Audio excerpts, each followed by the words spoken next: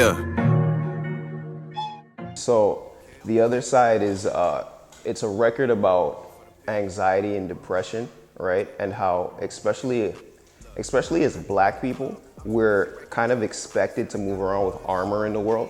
Like when certain things happen to you, you're expected to be tough or like brush it off, or these things don't happen to people like us, etc. You know? So the other side is inspired by that, and also by my mother, right? My mother had a stroke last year, and she went through all these, like, she went through clinical depression, she went through anxiety, and like, it's crazy. She could be standing in a line at the grocery store and get panicked.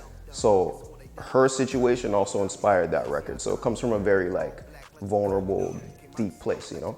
I produce as well, so I might have an idea for a record, right? And know exactly what it sounds like in my head. Just produce it, write it, whatever. Or I might start with a beat and then write to it, or just pull certain life experiences, you know? It varies. I can't say there's an exact way. To make a song depends. If I start from scratch and make the beat, write the song, record the song, mix the song all in one day, like 10 to 13 hours. And that's me sitting there in the studio, not eating, not doing nothing. I get into like a flow mind state, and all the other parts of my body turn off. I don't get hungry, I don't get tired until I'm finished. It's kind of difficult to pinpoint exactly who is listening to the music, but I'll get DMs from people like all over, you know. So some kid in Australia hit me up the other day like, yo, listening to your music really helped me through something. Or I'll get a girl in Kingston here or something and be like, I really like this record, I went through this. So like those type of things are very reassuring, you know, and it lets you know that you're actually impacting people in a positive way.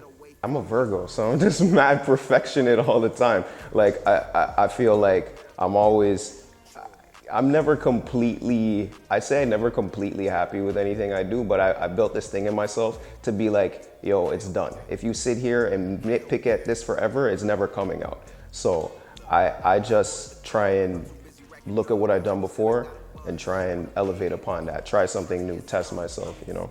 I feel like a lot of the times people aren't really putting effort into what they're doing. Like I'm very conscious of like the things I say, the things I'm writing, and putting effort into my work, you know. It's amazing. Spotify literally changed my life. There was a point in time where like I was so broke, they're about to turn the lights off in the house, and one of my songs, What You Need, it hit 500,000 plays, and I didn't know you could get paid off Spotify. And I looked and I had money and I paid the bills and was able to still create, you know. And I'd say with Spotify, the key, I don't really have any like secret ways to get on any kind of Spotify thing. My thing was just consistency. I just put out music consistently, I put effort into it, and I let people know about it. And I guess someone in the office at Spotify heard it or took notice or saw that this kid keeps putting up music and playlisted it. So that's how that happened. Yeah, I think authenticity always wins. And when I look at the artists that I want to emulate and be like, and the biggest artists in the world, they're incredibly authentic. Authenticity pays.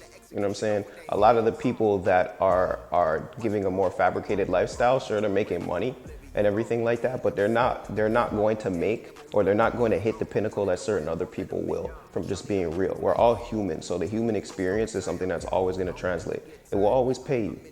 You know, there's YouTubers that are talking in the camera, crying about their life, making millions of dollars because it's real.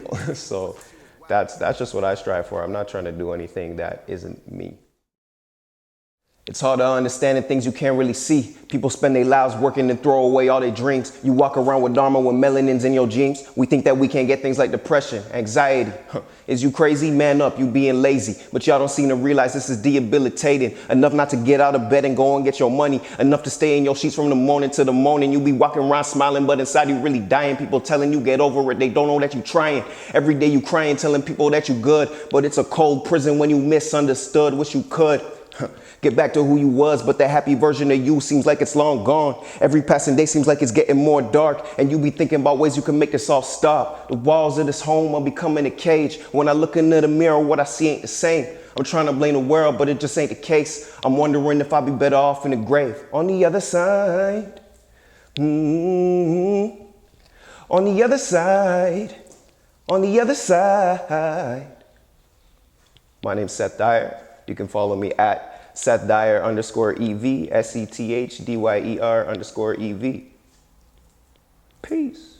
I mean stuck, I be the one at the front, the one that everybody notice. You be the little one around my shoulder talking numbers. You looking like an exponent, wasn't really good at math, but I be counting all the cash, yeah. Feel like I'm working in retail, I'm organizing all the racks. Got a shotty and she super